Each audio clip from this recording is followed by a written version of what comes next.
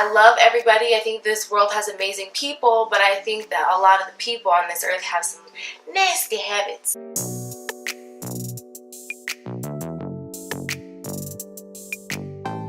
Hey everybody, what's going down? It's your girl Kitty Cat, and I got a special treat for y'all today. I feel like I'm an expert on this topic. I mean, knock on wood, but I rarely ever get sick. There's not a lot to this, okay? I'm going to try to keep this video as short and sweet as possible, but there really is not a lot to this, alright? So the first thing to do when you're trying to avoid getting sick or catching a cold, especially if you work in retail or the food industry, or even if you're a student, you really want to become more aware of your surroundings. Really pay attention to those high traffic areas that everybody goes to. For example, using a gas pump, opening the door, things like restaurant menus or even makeup testers, things like that. Anything that has a lot of heavy traffic, a lot of areas that will harbor bacteria, places that are constantly and frequently visited but are rarely ever cleaned. Really got to think about those things when it comes to avoid catching a little bug, because that's how it's going to creep up on you. It'll be like a little bacteria that was sitting on your restaurant menu that yeah. And the next thing that I would say to avoid catching a cold is I would definitely recommend to wash your hands more. Just because you use hand sanitizer doesn't mean that your hands are clean. You need to wash your hands, especially before you eat, before you touch your face. So whether you're doing your makeup or your skincare routine, you're shaving, definitely make sure your hands are clean before it goes anywhere near your face. And especially wash your hands after meeting new people. Might sound kind of rude or messed up, but if you're shaking people's hands or meeting new people, you better go wash your hands after, just because you don't know. You really don't know where people have been, what they did before they came to that event where you shook their hand at. Like, it's not being rude, but it's just kind of being real. Like, not everybody lives the way that you do. The next thing that I would definitely say is you really want to start sanitizing your personal belongings.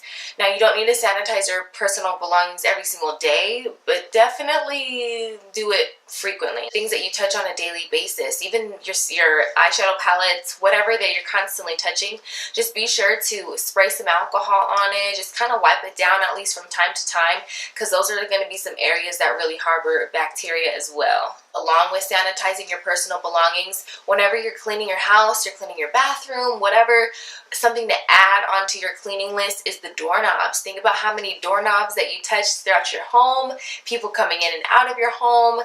Definitely want to touch those doorknobs and make sure that those are being cleaned from bacteria as well. Take care of yourself. I mean, the saying that you've heard time and time again, the stay hydrated, eat a colorful diet, try to exercise, make sure you're getting enough rest, and also, most importantly, focusing on your happiness. When you put yourself first, putting your happiness first, it really does help your health. I know we're not always in situations where we can put ourselves first, but if you ever can give yourself a day to do whatever you want to do, take rest days. They're so important and so needed. While working in retail, sometimes you have to wear those earphone things that you can like the walkies that you are connected to everybody in the store. So what I do is I get some rubbing alcohol and I spray the earpiece all the way around. I spray everything that I would touch or someone else would touch, I literally spray the whole thing down before I ever put it on. Just because, again, I love everybody. I think this world has amazing people, but I think that a lot of the people on this earth have some nasty habits. Now, this last tip is for those people who have, unfortunately, already started to feel kind of sick. Like, these tips are going to help them for the next time, but right now you're already kind of feeling sick. When you wake up and you get that feeling in your throat, that feeling where you're like, oh my God, am I going to get a cold? Am I going to get sick? So as soon as you get that feeling or whatever your body lets you know that you're getting sick, I think you know it, take a zicam, okay? Zicam is the truth. I'm not a doctor. I'm not. So, I mean, I've been taking zicam since probably like 2010, and anytime that you feel like you're getting sick, if you take a zicam within the first 24 to 48 hours, either it completely knocks out of your system whatever's going on, or it just shortens the time that you're going to be sick, which is helpful. You can't do all the things you want to do. I love this. 25 tablets. Get the cherry flavor. Don't get the sinus crap. I only have 2 left. These have served me so well.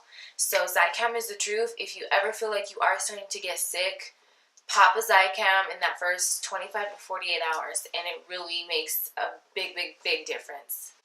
All right, everybody, thanks for sticking all the way to the end. I truly appreciate it.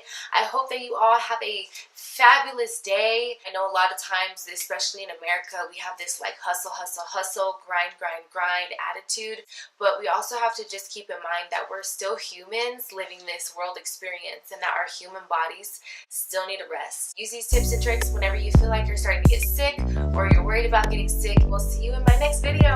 Bye.